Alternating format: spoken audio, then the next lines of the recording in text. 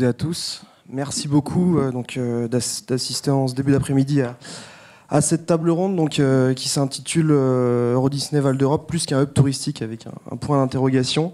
Je vais tout d'abord vous présenter nos deux intervenants aujourd'hui. Francis Borosé, vous êtes vice-président immobilier et développement touristique chez Euro Disney. Bonjour.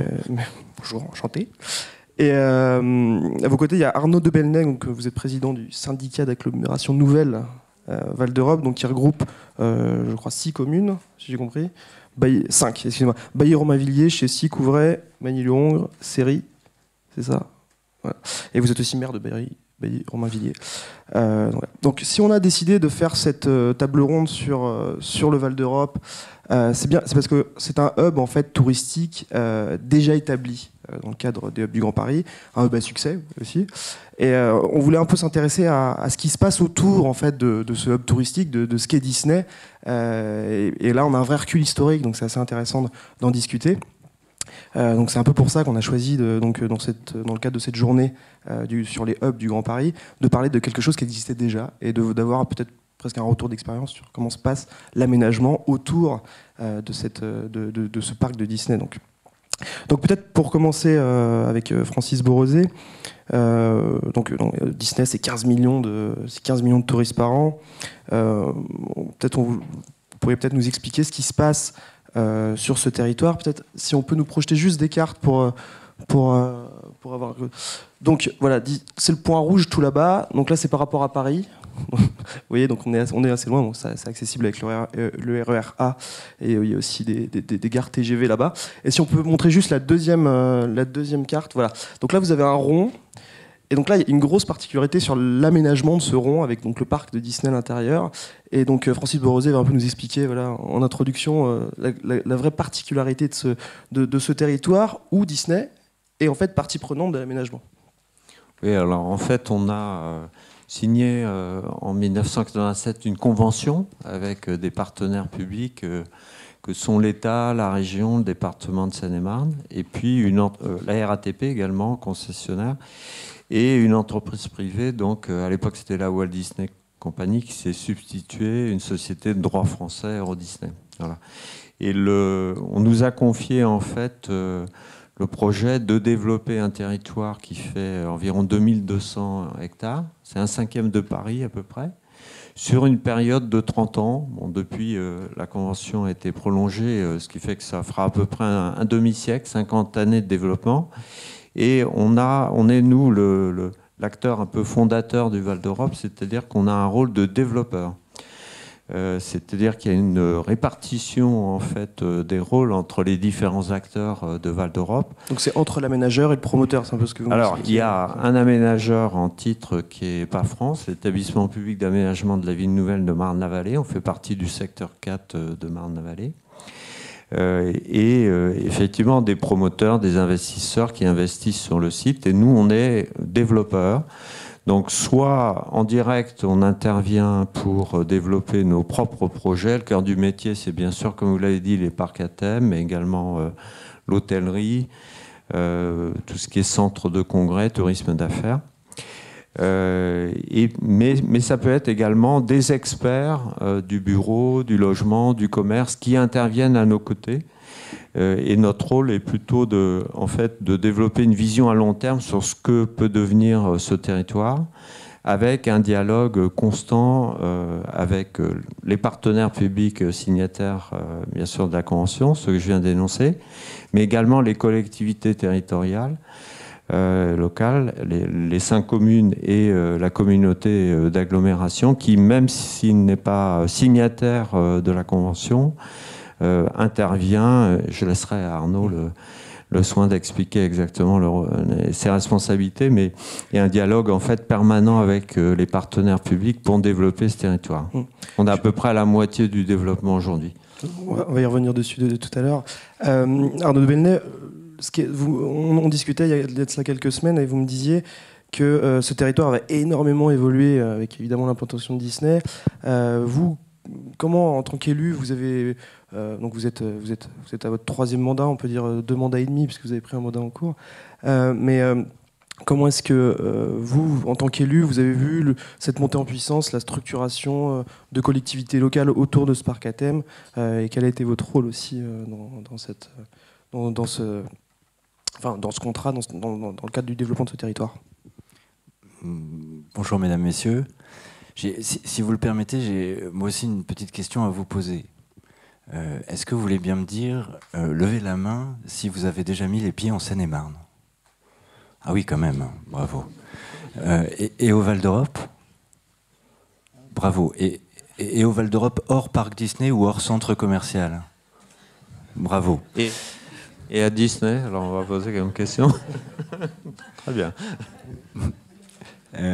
Donc je n'ai pas besoin de vous exposer le fait que le Val d'Europe est le centre du monde, vous le savez déjà. Et que la Seine-et-Marne n'est pas faite que d'agriculture et de tourisme rural, et qu'il s'y passe des choses tout à fait exceptionnelles, et singulièrement au Val d'Europe. Et effectivement, nous sommes à mi-chemin de la construction d'un territoire qui, sur 3000 hectares, se développe ex nihilo à partir de champs.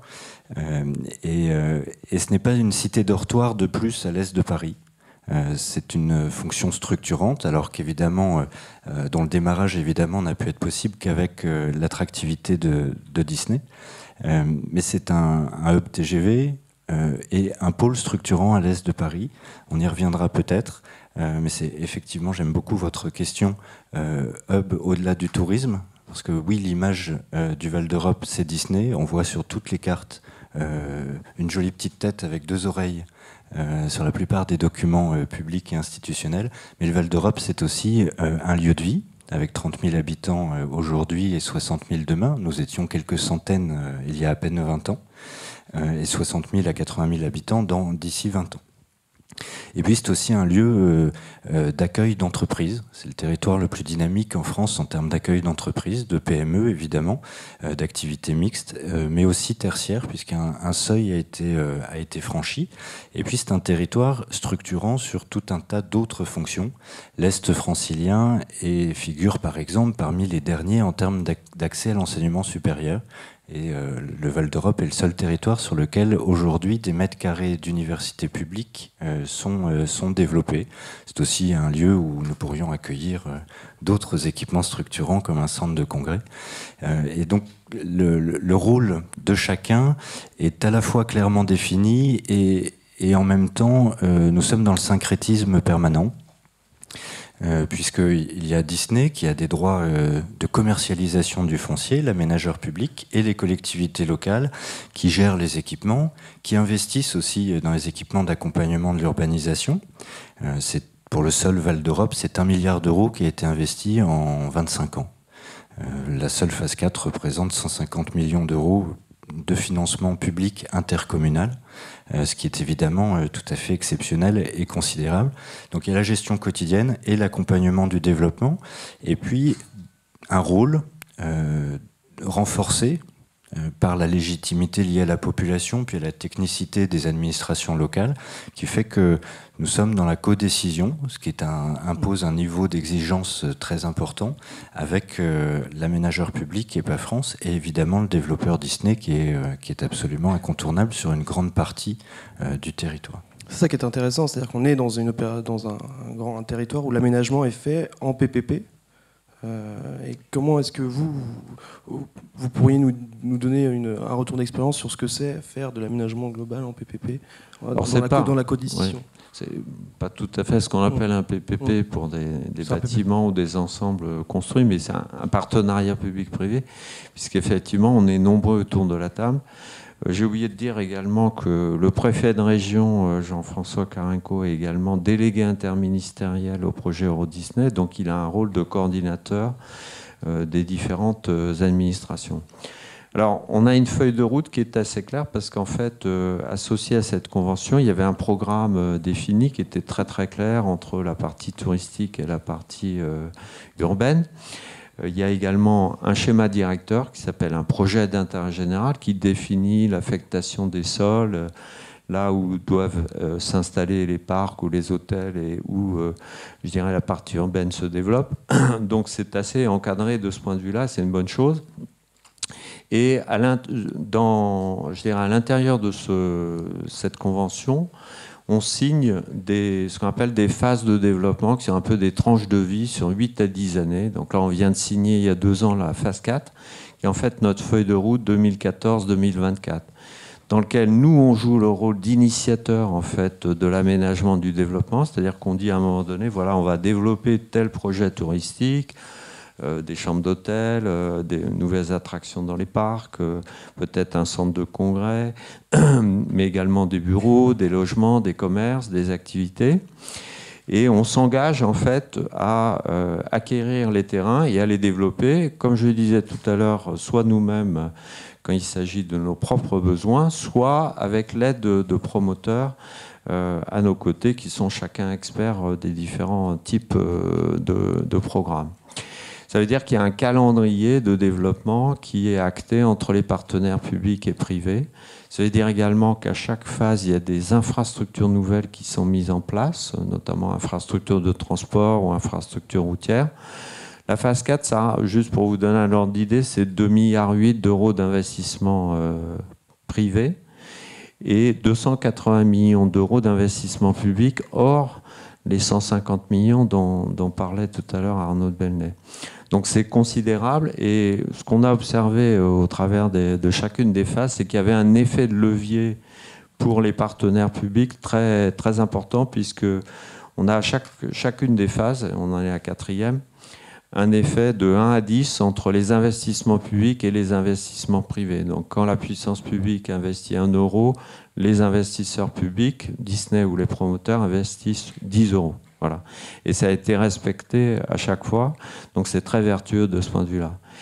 Il y a ensuite, une fois qu'on a nous dit ce qu'on voulait développer dans le cadre d'une phase, il y a un dialogue qui s'instaure avec l'établissement public d'aménagement, avec les différentes collectivités, avec Val d'Europe Agglomération, pour définir de façon très très détaillée chacun des programmes, leur localisation, les dates de réalisation de chacun de ces programmes, les caractéristiques, les ambiances architecturales et urbanistiques. Donc vous voyez, c'est de ce fait, je dirais qu'on est confortable, et c'est l'intérêt de cette convention, c'est que finalement on a une visibilité totale sur ce qui va se développer. Ça ne veut pas dire qu'il n'y a pas des évolutions. Donc, je sais pas, si je prends la 3e phase qui vient de se terminer, il y avait 13 avenants qui ont été signés. Donc, bien sûr, au fil du temps, on amende, on fait évoluer les projets. Mais il y a toujours cette mécanique vertueuse avec ce lieu de dialogue, je dirais, entre les partenaires publics et privés. Arnaud de Bellnay, vous me disiez que les élus, depuis un certain temps, montent vraiment en puissance dans le cadre des décisions sur ce territoire. Donc comment est-ce que vous, en tant qu'élu, vous vivez ce partenariat public-privé d'aménageurs, on peut dire ça? On le vit très bien, mais cela étant dit, dans un mariage à 3, il vaut mieux être dans les 2. Et c'est toute la problématique d'un mariage avec l'État et 2 autres acteurs. Et ce qu'on constate, c'est que, comme partout en France, l'État a des ambitions très fortes affichées et connaît une capacité d'intervention qui ne va pas en grandissant, et notamment budgétaire. Donc ça laisse une place aux collectivités, naturellement, ce qui est très sain. Et du coup, ce qui est intéressant, c'est que le lien qui n'est pas conventionné, qui n'est pas dans ce partenariat convention d'État OIN, le lien entre les collectivités et le développeur Disney croissent au fil du temps. Alors on n'est pas abandonné non plus par l'État, mais les acteurs locaux, comme souvent, les acteurs locaux reprennent l'initiative, et c'est intéressant de pouvoir vivre localement la valorisation de l'intelligence territoriale, et que les choses viennent du territoire et plus seulement de conventions établies et d'en haut. Et c'est dans cet état d'esprit-là de respect mutuel et du respect de la place de chacun, à mon sens, que le Val d'Europe se développe aujourd'hui dans une seconde grande phase, avec une taille critique qui a été atteinte. Et sans l'intervention de l'État, rien n'aurait été possible au départ. Avec 5 petits villages, un secrétaire de mairie, Vous me disiez que rien n'aurait été possible. Que les maires allaient au conseil municipal en tracteur. Vous disiez ça.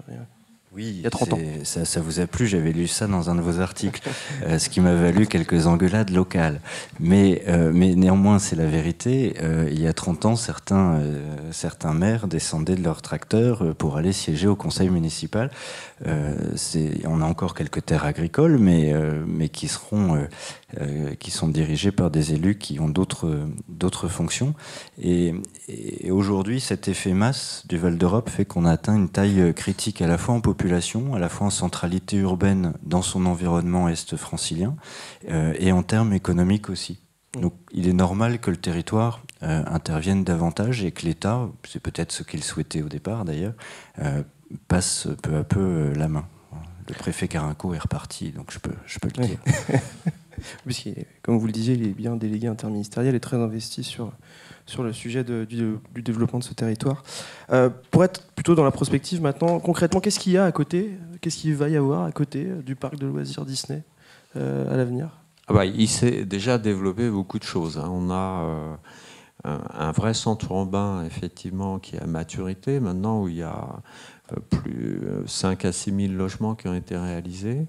On a un grand centre commercial qui est assez original, qui est en fait une combinaison à la fois d'un centre commercial traditionnel, mais également de la Vallée Village, dont vous avez peut-être entendu parler, qui est en fait ce qu'on appelle en américain un outlet, un magasin d'usine haut de gamme, et qui a la particularité d'attirer 6,5 millions de visiteurs.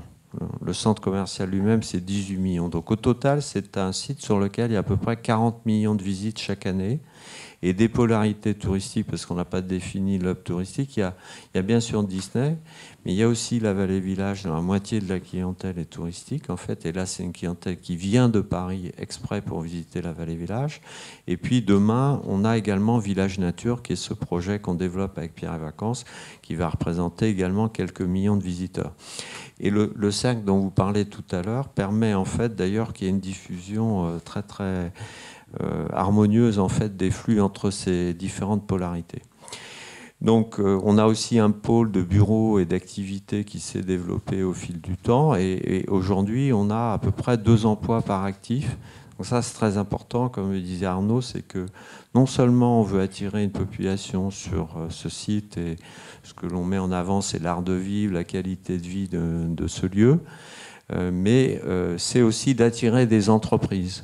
Donc, par exemple, dans mon équipe, j'ai un certain nombre de personnes qui vont directement au contact des entreprises et qui essaient de les accompagner dans leur installation. On a fait d'ailleurs une enquête récemment avec TNS Sofres et on a des taux de satisfaction des entreprises qui sont implantées qui sont vraiment très très importants. Donc c'est un peu une mosaïque aujourd'hui déjà urbaine et touristique, qui est assez harmonieuse avec deux destinations urbaines, destinations touristiques qui se voient, c'est-à-dire qu'il y a des lieux de brassage également entre ces différentes clientèles, et la Vallée Village c'est un bon exemple. Et demain, on va poursuivre en fait avec la phase 4 à la fois la croissance de la destination touristique, donc c'est plus d'attractions dans les parcs, ce sera probablement plus de chambres d'hôtel, le Disney Village qui est notre Bercy Village qu'on va agrandir, peut-être un nouveau centre de congrès puisqu'on est présent sur le tourisme d'affaires avec 2 centres de congrès. Et puis dans la partie urbaine, ça représente à peu près presque 5000 logements de tout type, puisqu'il y a les 25 à 30% de logements sociaux, on fait 15% de logements intermédiaires, le reste dans le secteur libre. Résidence-service, etc. Et puis également des extensions du centre commercial qui va devenir probablement le numéro 1 ou le numéro 2 en France. Il s'appelle Val d'Europe. Il nous a pris le nom et certains parfois réduisent le Val d'Europe au centre commercial, malheureusement. C'est pas l'objet, mais c'est une polarité forte dans le centre urbain et il sert en plus de liaison entre les quartiers. Donc il a cette utilité par ailleurs, au-delà de son attractivité. Ce sera, on l'espère aussi, plus d'entreprises qui viendront s'installer sur les 2 sites d'accueil d'entreprises qui sont le centre urbain autour de la gare du RER, puisqu'on a 2 gares RER sur notre site. La gare qui est au bout de la ligne du RER dessert plutôt la destination touristique. et la gare du Val d'Europe dessert essentiellement Saint-Thomas. Et puis le long de l'autoroute, on a également un parc d'entreprises qui se développe petit à petit, qui est plutôt mixte entre bureaux, activités, mais par contre pas de logistique intégrée dans ce parc. Donc demain, l'idée c'est de développer cette vision à long terme. Alors nous, c'est un peu dans notre ADN, c'est qu'on est à la fois, comme toute entreprise, très court-termiste, on réfléchit à un an, et en même temps on est capable de se projeter sur 10, 15 ans, 20 ans, avec là quelque chose qui est extraordinaire tout de même, c'est que l'ensemble du foncier a été acquis dès l'origine. Donc il y a une maîtrise foncière. Ça, c'est un point très important, qui est oui, presque fondateur de... Parce que j'entends effectivement dans la plupart des débats, effectivement, le problème de la maîtrise du foncier. Nous, c'est un problème qui est derrière nous, je dirais. C'est-à-dire concrètement, vous avez le prix du foncier au prix de 87. Hein. C'est un peu ça. C'est un peu plus compliqué. C'est un peu plus compliqué. Parce que c'est vraiment pas cher pour le coup en Ile-de-France. C'est un peu plus compliqué que ça parce que en fait, à ce prix du foncier qui a été défini par la Convention, s'ajoutent les infrastructures, les frais généraux de l'épargne, les frais financiers, les frais d'études. Et en final, on arrive à un prix de revient qui est un prix de marché quasiment.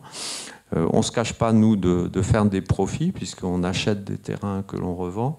Mais ça représente 2 à 3% de l'activité du chiffre d'affaires de l'entreprise. Donc notre rôle, il est plus dans ce rôle, je dirais, de master planner d'un ensemble que dans un rôle de promoteur au sens propre. Donc voilà, je crois que l'idée, c'est de savoir se projeter et on peut nous aussi intervenir parfois dans la définition des programmes, ce qu'on a fait sur le centre commercial par exemple, où on a inventé ce concept, où on a mis ensemble 2 promoteurs pour faire quelque chose d'unique avec le Val d'Europe. Aujourd'hui, on est en train de travailler sur une extension du centre commercial qui sera aussi un nouveau concept. Donc on ne s'interdit pas, nous, d'imaginer aussi des produits, des programmes. Parfois, les promoteurs nous le reprochent un peu parce qu'on fait un peu leur travail. Mais en même temps, c'est ça qui permet, je dirais, de créer cette valeur sur le site. Notre rôle, c'est ça, c'est comment créer de la valeur au fil du temps et que chaque nouveau projet apporte de la valeur sur le territoire. Même question, Arnaud de Bellnay, comment est-ce que l'élu voit le futur de son territoire en parallèle, le développement futur de son territoire en parallèle au web touristique? Je sais que vous me parliez notamment d'université, de pôle de formation important. Donc voilà, expliquez-nous un peu tout cela. Ce qui est très intéressant dans ce dispositif singulier et ce qui fait sans doute la spécificité du territoire du Val d'Europe, c'est qu'il y a une vision à long terme et une organisation qui permet cette vision à long terme. Et effectivement, nous avons un luxe qui est de ne pas sacrifier du foncier, entre guillemets, pour de l'activité ou pour des activités moins denses. Vous parliez de logistique, la logistique a beaucoup évolué et sur certains quartiers du Val d'Europe, on est très heureux d'accueillir de la logistrielle. Mais la planification à long terme fait que on peut tenir à la fois saisir les opportunités du moment et en même temps ne pas hypothéquer le foncier pour préserver notre potentiel futur. Et quand je disais qu'on était à mi-chemin et qu'on commençait à avoir une taille critique, on voit la très grande dynamique d'implantation en matière économique, particulièrement pour les PME, l'activité mixte ou les sièges de PME ou des fonctions tertiaires de certaines entreprises qui parfois relèvent du back-office ou des fonctions non-sites d'un certain nombre d'entreprises. Et ceci fonctionne bien aujourd'hui. Et nous pensons, peut-être à raison, et sans doute sans trop d'immodestie, que dans 10, 15, 20 ans, les décideurs franciliens qui méconnaissent encore trop le potentiel de cette centralité est-francilienne qui est en construction pourraient avantageusement décider de l'implantation de sites tertiaires et notamment de sièges sociaux, puisque nous sommes proches le territoire d'Île-de-France le plus accessible de partout en France grâce au hub TGV, de partout en Europe. Et ce qui fait que la Fédération française de tennis, si elle était sortie de son carcan ouest francilien et avait fait le choix d'un modèle économique d'avenir, avait choisi de s'implanter sur ce territoire du Val d'Europe en intégration de tous ces éléments. Devant Versailles, alors que la marque Roland-Garros fonctionnait plutôt bien avec Versailles. Voilà. Donc nous avons ce luxe de pouvoir maîtriser les effets de mode ou les opportunités conjoncturelles et de veiller à un aménagement très, très qualitatif. C'est vrai aussi sur de la capacité à innover. Ce matin étaient évoquées des problématiques de chaleur, de réutilisation d'un certain nombre d'énergie, et notamment l'énergie fatale des data centres. Voilà, nous avons ce temps qui nous permet, lorsqu'un data center s'est implanté, de pouvoir utiliser l'énergie fatale pour chauffer un quartier urbain, l'équipement aquatique intercommunal, sans effet de mode. Voilà, on entend assez peu parler du Val d'Europe en termes d'innovation parce qu'on n'est pas dans la communication, on est dans l'expérimentation sécurisée, durable et contrôlée, y compris pour les coûts finaux pour les utilisateurs, d'un certain nombre de dispositifs plutôt innovants. Et puis, on a conscience aussi que ce territoire doit remplir, je l'évoquais avec l'enseignement supérieur, mais doit remplir une fonction dans l'Est francilien, que le territoire se développe autour de la destination touristique et à partir de la destination touristique, mais qu'il a pour lui-même, pour ses habitants qui sont venus y vivre, en sachant très bien où ils venaient s'implanter, mais aussi pour l'Est francilien. Et le devoir de créer quelque chose de cohérent en termes d'offres d'emploi, en termes d'accès à la culture, avec des équipements là aussi structurants. Et on évoque un équipement multifonctionnel de type Arena. Ce n'en est pas un de plus en France.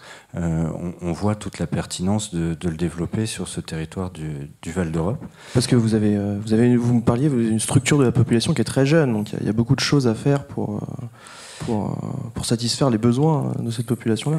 Oui, en vie locale, effectivement, la population est la plus jeune de France.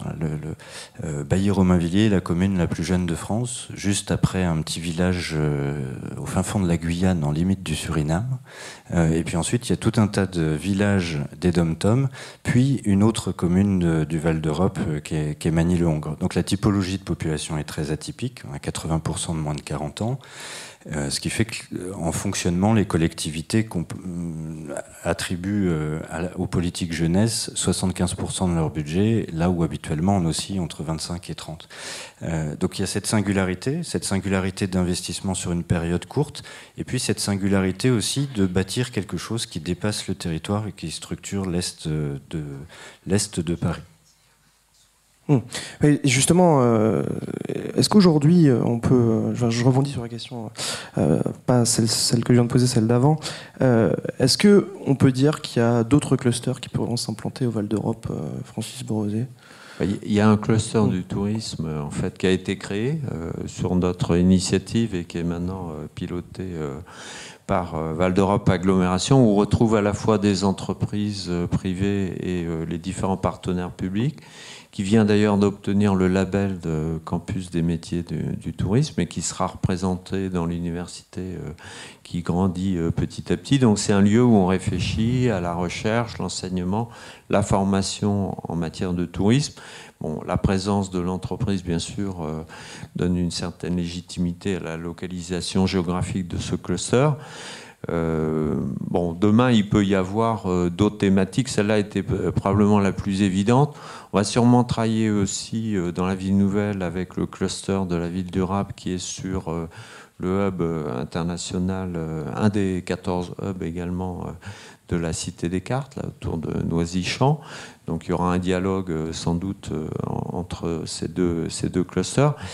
Mais on ne s'interdit pas effectivement de réfléchir sur des thèmes, vous avez cité la culture. Alors nous, si on peut aussi apporter quelques idées sur ces thématiques-là, parce qu'une ville, c'est pas que des programmes, c'est effectivement une vie tous les jours. Alors là, les gens qui ont fait le choix de Val d'Europe, ils ont tout à proximité. Ils ont les commerces, les loisirs, le logement, éventuellement une entreprise, etc.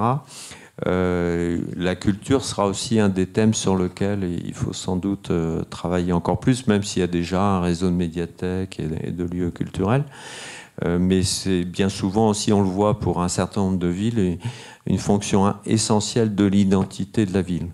Donc il va falloir travailler sur ces sujets-là, alors qui peuvent nous paraître un peu étrangers à nous, Disney. Nous, l'entreprise, elle est dans le divertissement familial, hein, c'est clair. Et l'idée, surtout pas d'exporter des modèles. De la même façon qu'en urbanisme ou en architecture, on n'a surtout pas fait une ville américaine ou exporter des modèles américain. Au contraire, on a voulu développer plutôt une ville européenne avec une architecture plutôt traditionnelle et qui évolue d'ailleurs dans le temps et au fil des quartiers. Donc on ne s'interdit pas de réfléchir à des sujets. On a un projet culturel, mais qui est encore un peu confidentiel, mais sur lequel on travaille. Vous pouvez en parler là, c'est pas... Non, parce que c'est confidentiel. Malheureusement. Non, mais je crois que l'idée, c'est que ces partenaires qui apprennent à travailler ensemble, ils sont capables de dépasser les règles de la Convention dont je parlais tout à l'heure, et peut-être de se poser des questions que la Convention ne pose pas et qui sont parfois en dehors de leurs compétences ou de leurs responsabilités. Dans le respect, bien sûr, des compétences des uns et des autres, mais on ne s'interdit pas de réfléchir ensemble. Et je crois que c'est ça qui est intéressant aussi après 25 années à peu près, hein, puisque le territoire a à peu près 25 ans, qu'il y ait cette synergie entre les acteurs. Il peut y avoir des tensions, hein, tout n'est pas rose tous les jours, mais je dirais qu'on essaie à chaque fois de sortir par le haut. Et on est très ambitieux, très exigeant vis-à-vis de nos partenaires. Ils nous le reprochent. Et en même temps, bien souvent, quand ils ont travaillé avec nous pendant quelques années, ils s'aperçoivent que la qualité qui est exprimée sur le Val d'Europe, c'est le résultat de cette exigence de notre entreprise et des élus sur la qualité du lieu. Il y a tant de tensions que ça avec Disney, non ? C'est pas... J'avais pas lancé ce obligé de sujet rebondir, pour que vous en fassiez une question. Non, mais le monde magique qui est le parc Disney et qui séduit des dizaines de millions de guests chaque année, effectivement ne correspond pas exactement à la nature de nos relations. Mais c'est très bien. Dans tous nos métiers, il faut des frictions pour générer du consensus et on pratique ça très bien. En général, c'est les idées fortes qui ressortent par le haut et quand on a tort, on a, j'espère, l'humilité de l'accepter. Voilà. Je parle de moi là. Hein. Mais c'est intéressant. Un petit message, il faut lire entre les lignes. C'est très intéressant d'avoir cette approche territoriale partant de la gestion du quotidien avec un projet de ville porté par des élus, une approche économique avec une vision à encore plus long terme et avec beaucoup moins les contraintes du quotidien qui est portée par Disney. C'est intéressant que les deux se rencontrent pour créer quelque chose. Et s'il y a quelques urbanistes parmi nous, le Val d'Europe se structure autour de 5 clochers. L'idée originelle a été de développer les 5 villages en veillant aux équilibres de toute nature et notamment le sentiment d'appartenance à une entité commune avec des populations qui venaient d'un peu partout en France et en Île-de-France. Et si j'osais le parallèle, il y a quelque chose qui rapproche le Val d'Europe de Versailles que j'évoquais tout à l'heure. Si vous connaissez Versailles, je ne fais pas le lien avec le château et le château de la Belle au Bois dormant, pardon. Je vais vous aider. Mais il y a 5 quartiers à Versailles qui étaient une ville nouvelle il y a plus de 2 siècles. Et l'identité s'est construite autour de 5 quartiers. Et finalement, c'est ce qui se passe au Val d'Europe aussi, avec 5 communes qui deviennent 5 quartiers, qui sont elles-mêmes des centralités secondaires, mais qui créent quelque chose de commun et qui ont vocation à créer une grande commune de 60 à 80 000 habitants à l'est de Paris, dans un département où les 2 plus grandes communes sont Meaux et Échelles, qui comptent 50 000 habitants. Donc on voit bien ce rôle. Voilà. Parmi les équipements structurants qui dépassent le Val d'Europe et qui ont un rôle dans l'Est francilien, enfin pour l'Île-de-France par le développement de son Est, et notamment le fait qu'on a construit, enfin l'État a construit sur deniers publics d'État un hôpital entier, significatif sur ce territoire du Val d'Europe. On peut démultiplier les exemples, mais ce qui est intéressant, c'est qu'on arrive à la fois à réunir plusieurs objectifs ambitieux, l'implantation d'une très grande destination touristique multiforme, de construire un territoire qui a une fonction structurante en termes d'emploi, de vie locale, etc. Et en même temps, l'identité et le sentiment d'appartenance à un groupe humain de 10 000 habitants qu'est l'échelon de chacune des communes, avec des ambiances de village, des associations qui vivent au quotidien en proximité de parents d'élèves, de vie de crèche. Voilà. Il y a cette réunion de l'humanité et de l'esprit village et de la solidarité au quotidien dans une entité qui est finalement structurante pour l'Île-de-France. C'est assez intéressant de voir ça, et c'est sans doute dû à la confrontation du quotidien au départ à un cap beaucoup plus lointain. C'est à la fois une petite ville de province, parce que même si à terme on est à 60 000, 70 000 habitants, finalement c'est relativement petit. Et en même temps, c'est un lieu qui voit passer des flux énormes. Dans les parcs, on peut avoir 50 000, 70 000. Voilà. Et dans le centre commercial, le jour des soldes, c'est 100 000 personnes. Donc c'est à la fois savoir gérer des flux très importants, garder une identité d'une ville agréable et de province. Un peu ça, c'est aussi un peu, si on va de temps en temps à Cannes pour le salon d'immobilier, c'est à la fois cette façade croisette, station balnéaire, et puis vous faites 2 rues et vous êtes dans la ville. Donc c'est un lieu, une sorte de mosaïque de lieux assez mixtes, et où finalement les populations peuvent se mélanger, et où, on l'espère, tout va se dérouler de façon harmonieuse, ce qui est le cas, en tout cas aujourd'hui, de façon évidente, quoi. Donc c'est l'identité en fait du lieu qui est assez particulière, probablement pas réplicable, c'est-à-dire que les leçons de cet aménagement ne sont pas exportables forcément ailleurs, mais c'est intéressant de voir comment on a pu, avec cette mécanique, travailler ensemble et aboutir à ce premier résultat. Mais il y a un point qui peut peut-être interroger les aménagements autour des gares du Grand Paris. C'est cette centralité, le centre urbain qui est bâti autour de la gare RER de Séris. Et en même temps, cette multiplication de centralités, ces 5 centralités secondaires autour de ce pôle principal. Et il me semble que les gares du Grand Paris, sans doute dans un milieu plus dense, dans un environnement plus dense, plus urbain, mais cultivent de manière exclusive la construction de centralités autour de la gare. Et on se rend compte sur le territoire du Val d'Europe qu'il y a une aspiration des gens, des entreprises, à vivre à proximité de ces centralités, mais aussi dans une centralité secondaire recréée. Et cette expérience-là, valeuropéenne, peut-être inspirer quelques autres territoires. Et puis effectivement, il y a le sujet des flux qui sont aujourd'hui, en tout cas pour les flux routiers, qui sont aujourd'hui canalisés sur des voies quasi dédiées. On accède au centre commercial par une voie quasi dédiée depuis l'autoroute, et de la même manière, on accède au centre commercial, au pôle gare TGV et au parc Disney par une voie quasi dédiée. Et donc il y a une cohabitation des flux routiers entre la vie des autochtones et celle des touristes. Et ça, c'est assez intéressant de voir que ça n'empêche pas les échanges entre les différentes catégories de personnes vivant ou visitant le territoire, mais c'est une gestion qui est très confortable au quotidien que d'avoir ces flux dédiés. Alors, évidemment, quand on part d'un foncier vierge, c'est moins compliqué qu'en proche banlieue parisienne autour de futures gares du Grand Paris Express.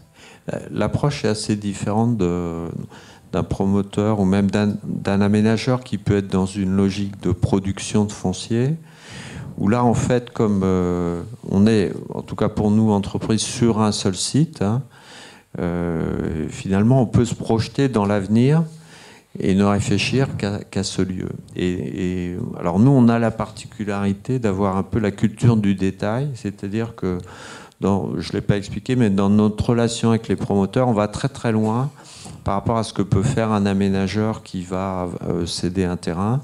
Nous, on va suivre en fait l'ensemble de la réalisation jusqu'à la livraison, de manière à vérifier que la belle image qu'on a eue au départ, elle est bien réalisée. Et si je peux prendre un parallèle, je pense que dans la gestion urbaine, les élus aussi sont très très précautionneux de la façon dont la ville va vivre, évoluer. Ils sont très réactifs également. Et ça, je pense que c'est un peu cette culture du détail où on peut se donner le temps de réfléchir à son lieu, de vérifier qu'il se bonifie au fil du temps et qu'il va bien évoluer. Donc c'est également imprimé dans toute la politique d'habitat, de se préoccuper avec l'appui des associations de copropriété, de l'évolution dans le temps des différents immeubles. Voilà, donc ça c'est important. En fait, la dimension du temps qu'on intègre dans notre réflexion, à mon avis, imprime une approche urbanistique et de développement assez différente. Alors juste une dernière question peut-être avant de donner la parole à la salle, puis sinon j'ai plein d'autres questions si vous ne voulez pas, mais juste une petite dernière question. On est dans la journée du Grand Paris, donc Forum économique du Grand Paris. Donc Disney c'est un pôle touristique énorme du Grand Paris. Comment est-ce qu'on peut aujourd'hui organiser les polarités avec tous les hubs du Grand Paris dans la région Île-de-France?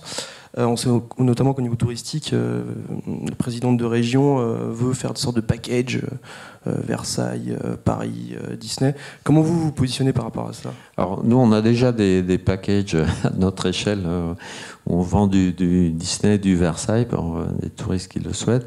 Donc ça existe déjà un peu. C'est vrai que ce qui me paraît intéressant dans l'approche des 14 hubs, si je prends un peu de recul, d'abord c'est d'identifier dans la région Île-de-France les grandes polarités. Voilà, pour différentes raisons. Saclay n'a rien à voir avec nous. Il y a Roissy, il y a la Défense, etc. Différents pôles qui ont leur identité, leur originalité, leur façon de faire leur marketing territorial. Et je crois que c'est important que ça apparaisse bien. Donc, de ce point de vue-là, l'échelle régionale me paraît tout à fait intéressante. Après, nous, on peut dialoguer. Le dialogue naturel, il va se faire avec le hub de la première gare du Grand Paris sur la Cité des Cartes, de par la proximité, de par l'appartenance à la Vie Nouvelle. Mais on travaille aussi à Croissy, on est proche d'aéroports de Paris, on a des échanges réguliers avec eux. Et demain, ça peut être d'autres sujets qui nous réunissent. Moi, j'ai toujours rêvé, par exemple, de créer une association des communes dans lesquelles il y a une gare TGV, parce que je pense que ça crée un petit côté particulier au lieu où il y a ces gares TGV. Donc je pense que l'échelle de la région, mais je n'ai pas à intervenir sur les dimensions, mais je pense que l'élu qui sera là va le faire. Pour définir ce qui est bien et ce qui n'est pas bien dans le débat entre la métropole et la région. Bon, voilà, nous, on est en dehors de la métropole, on a une intercommunalité qui a gardé son identité Val d'Europe, qui peut-être demain sera fondue dans une intercommunalité plus grande. Je pense que c'est bien qu'il y ait des dialogues effectivement entre les différents pôles de développement et qu'on trouve des sujets qui nous paraissent... Mais après, je dirais à chacun de vanter ses mérites, et notamment dans le concert vis-à-vis des investisseurs. Alors justement, on va demander son avis à l'élu. Comment est-ce que vous voyez la polarité des hubs du Grand Paris et vous, Val d'Europe, quand vous intégrez? J'ai pas pu assister ce matin au débat entre Didier Bariani pour la région et Ollier pour la métropole. J'aurais aimé, je ne sais pas si c'était plutôt, si ça relevait plutôt des frictions génératrices de consensus ou d'un total consensus. Non, pas vraiment. C'était pas très consensuel. Pas sûr. C'est pas certain. Mais en tout cas, l'élu, avec ma casquette d'élu départemental de Seine-et-Marne, j'ai une conviction très forte, c'est que le développement de l'Île-de-France ne peut se passer sans sa grande couronne. Et que, bien sûr, il y a un phénomène de concentration, mais qui n'est pas une fatalité et qui n'est pas, s'il est exclusif, qui ne peut pas être vertueux. Et qu'on a besoin de développer en grande couronne le potentiel francilien. C'est ce que nous évertions à faire au Val d'Europe. Je crois que c'est quelque chose qui a été très bien compris par la présidente de la région, et il me semble que ces positions récentes sur le Grand Paris illustrent cette volonté d'endiguer ou de laisser se développer cette concentration, mais sans oublier d'appuyer le développement de la région par son potentiel grande couronne. Je crois que c'est ça le sujet, et on est bien loin des petites querelles qui souvent prévalent, et je le dis en tant qu'élu aussi, qui souvent prévalent dans le monde politique local et parfois un petit peu plus haut, où finalement on est sur des guerres territoriales, de pouvoir, de clans,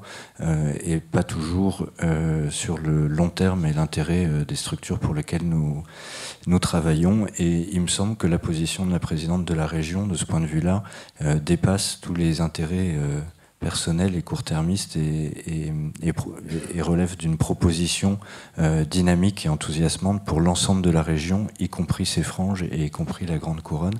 Et en tant qu'élu local Val d'Europe, je m'engagerai à ses côtés sur ce projet-là, si elle arrive à le porter, parce que c'est pas facile, apparemment, il y a quelques frictions. Ouais. Juste Francis Borosé, avant qu'on donne la parole à la salle. Je ne m'engagerai pas, mais ce que je peux dire, c'est que vu d'un investisseur étranger, parce qu'on en côtoie, il est clair que rester simple sur l'organisation administrative est un atout. Bon, je pense que c'est complexe pour une société qui va se dire tiens, je m'installe à Val d'Europe ou à Saclay ou ailleurs, d'essayer de comprendre en fait cette complexité administrative. Et la région est une échelle quand on est en compétition avec le Grand Londres, avec d'autres grandes capitales européennes, qui a du sens de ce point de vue-là, quoi. Donc de ce point de vue, je pense que la région est le bon niveau d'appréhension. Et je dirais même que par exemple, nous, on l'a jamais vraiment fait, mais on a Reims qui est tout près de chez nous, et créer des relations entre des polarités. Reims, c'est à 45 minutes de Paris, TGV, c'est tout proche maintenant. Donc, et autour de la région parisienne, il y a d'autres villes comme ça importantes. Donc, on peut imaginer aussi qu'il y a un réseau, une armature urbaine qui dépasse la région et qui dialogue au-delà de la région, et ça ne me paraîtrait pas complètement idiot. Peut-être deux éléments pour illustrer mon propos antérieur. La Seine-et-Marne, c'est 0,60 emplois par actif résident. Il y a un phénomène de balancier considérable. Nous savons tous que nous avons une problématique de transport en Île-de-France. Qu'est-ce qu'on fait? Est-ce qu'on développe économiquement l'Est francilien et singulièrement la Seine-et-Marne pour rapprocher les emplois du domicile, ou est-ce qu'on s'évertue vainement à financer toujours davantage des infrastructures de transport terrestre? Ce n'est qu'une illustration parmi d'autres. Et effectivement, quand on parle de reconcentration, la métropole a plus de capacité, par exemple, à porter un centre de congrès. Mais un centre de congrès de plus dans la métropole, quel intérêt? Un centre de congrès sur un territoire comme le Val d'Europe, quelques milliers d'emplois générés, en proximité avec du logement, dans un bassin de vie, et c'est un site qui a une singularité, qui a une autre accessibilité, qui apporte une plus-value à la région et donc à la métropole. Si nous ne développons pas ce centre de congrès, le tourisme d'affaires généré, on parle souvent finalement l'un à la place de l'autre, mais le tourisme d'affaires généré... On voit bien que c'est PPP, justement. Il sera capté par l'Allemagne et pas par un autre site francilien. Et de la même manière, si nous développons une aréna sur notre territoire, c'est une plus-value pour la région Île-de-France. C'est pas une aréna de plus en première couronne ou dans la métropole. Voilà, ce sont des exemples très, très concrets. Moi, je suis quand même petit élu local, mais ce sont ces illustrations du quotidien qui permettent de... On va pas mal parler de ce sujet, notamment dans la dernière table ronde sur les investisseurs, un peu ce que vous disiez. Donc, c'est une belle transition, pas pour celle d'après, celle encore après. La parole à la salle, si quelqu'un veut poser une question... vous pouvez lever la main. Sinon, moi j'ai une autre question, mais allez-y, c'est priorité à la salle.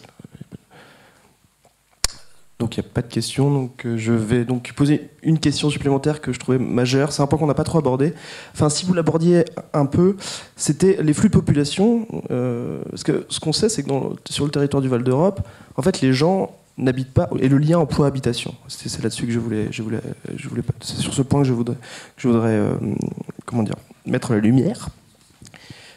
Les gens qui habitent au Val d'Europe, ils vont travailler, vous me disiez, à Roissy, à Paris, ou même à Marne-la-Vallée.